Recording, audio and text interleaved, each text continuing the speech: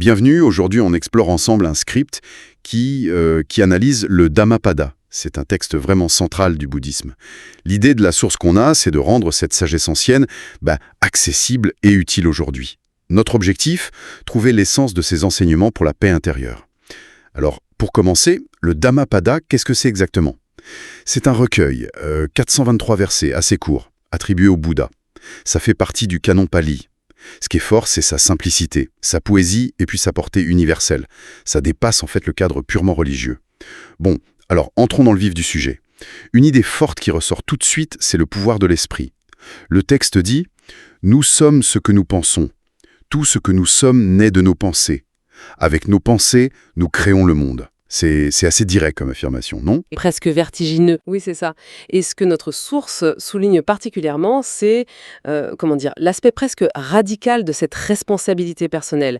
L'idée, c'est pas juste que nos pensées colorent notre vision des choses, c'est qu'elles façonnent activement notre expérience. Si on cultive des pensées positives, comme la bienveillance, la clarté, ça mène à la sérénité. Par contre, si on laisse la colère, l'avidité prendre le dessus, ça mène à la souffrance, inévitablement. C'est un vrai appel à être l'artisan de sa propre vie, en fait.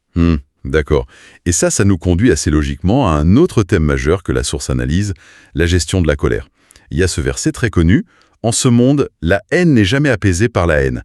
Seule la non-haine apaise la haine.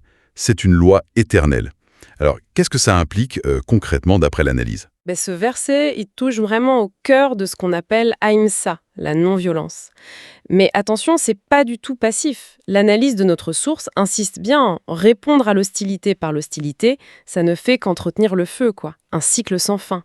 La seule sortie, selon le Dhammapada, c'est de cultiver activement l'antidote, la compassion, la patience et aussi le pardon. Si on élargit un peu, c'est une perspective très forte pour aborder les conflits, qu'ils soient intérieurs ou entre personnes. La transformation, elle doit venir de l'intérieur. D'accord. L'analyse qu'on a met aussi beaucoup l'accent sur l'impermanence, anicca, c'est ça en pali?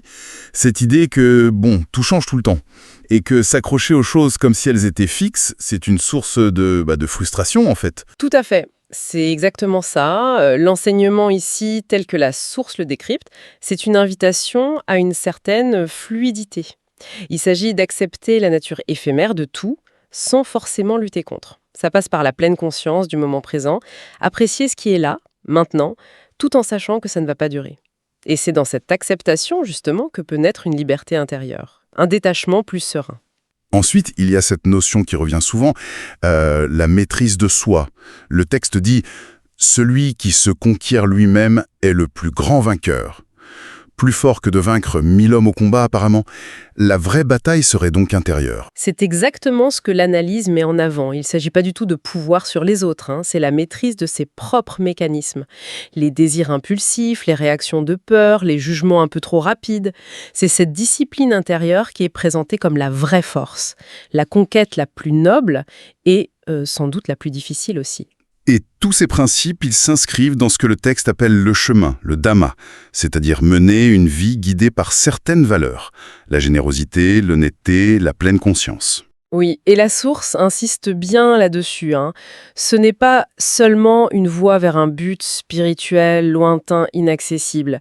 C'est un guide très concret pour vivre mieux au quotidien. Et sa pertinence aujourd'hui, elle est frappante. Ces enseignements, ils offrent des outils en fait pour mieux gérer le stress, les relations parfois compliquées, l'incertitude ambiante. Le message clé, si on veut, c'est que le bien-être durable, c'est une compétence, quelque chose qui se cultive de l'intérieur. D'ailleurs, le script source donne quelques pistes pratiques, très concrètes. Observer nos pensées, par exemple, comme une sorte de météo intérieure, sans forcément juger. Pratiquer activement la compassion, même des petits gestes.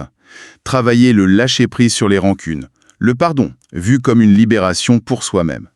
Et puis, se rappeler cette impermanence pour peut-être mieux savourer le présent. Donc, pour résumer un peu, l'analyse qu'on a explorée présente le Dhammapada comme un guide intemporel pour cultiver la clarté, la paix, la compassion. L'idée centrale étant que des petits ajustements intérieurs, même subtils, peuvent vraiment changer notre rapport au monde. Exactement. Et ça nous laisse peut-être avec une question pour la réflexion. Le texte dit « la paix commence par soi ». Au-delà de juste comprendre intellectuellement ces principes, l'invitation de notre source est plus profonde.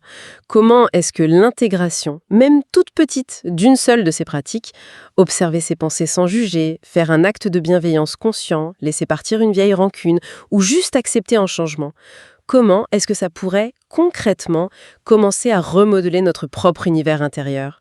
Quelle petite action consciente on pourrait faire là, dès aujourd'hui?